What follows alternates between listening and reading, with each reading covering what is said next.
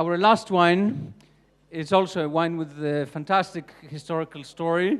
Very few people make this wine like this anymore, and so Lorenzo Jeduszycki, Italian-Polish family, thank you for making this wine. This is Vin Santo from Tuscany, from Chianti, but this is not Vin Santo like most Vin Santos that you are gonna try, which are very sweet.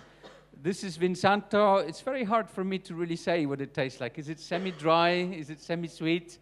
It's really a unique style. So this is a wine that is oxidized in very small barrels called caratelli.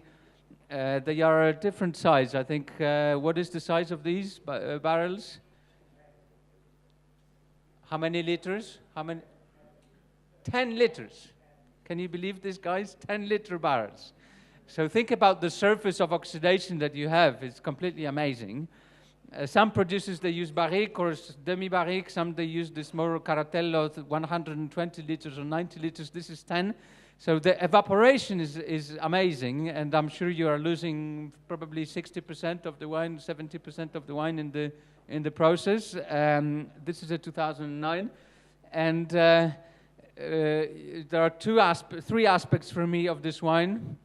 One is that you make a grape variety that really is difficult to get any quality out of, which is Trebbiano, Trebbiano di Toscana. You make into something that is really amazing wine. So this is great.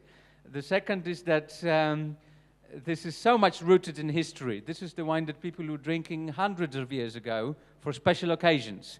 This was their Dom Perignon. 600 years ago, this was the Dom Perignon. So it's great to connect with people from the Renaissance era with the Medici, you know, in the 16th century, because when they wanted to celebrate something special, like killing the other family that was there in Florence, they would open a cask of Vin Santo, and this was the celebration wine.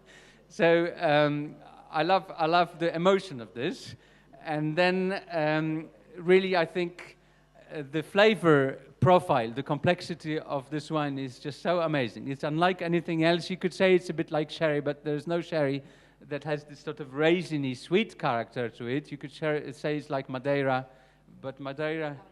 It has some Cersei on the okay, on the nose, not on the palate, because of course the acidity is a little bit lower and it's a bit sweeter. So this is a unique wine. This is unlike anything else, and it's also unlike any other Vin Santo, because the Vin Santos, they are like cheese. Every Vin Santo is different because it ages differently. You cannot make it the same twice, because you've got the microflora of the yeast in each cellar, and in each barrel is also different. So this is artisanal wine. This is the top of artisanal wine. This cannot be repeated even from vintage to vintage. And I think the last word about this wine is coming from Paweł. Yes, I very like this rare style of the Vin Santo, which is rather the vinification in the dry way. But of course, there is some residual sugar. So most of the guests in the restaurant thinking that will be very, very sweet, very sticky Vin Santo, like usual is. So fortunately, they have us, the sommelier. We can explain that it's something very unique, and we don't serve this one with any dessert, because there is no enough sugar to compare with that.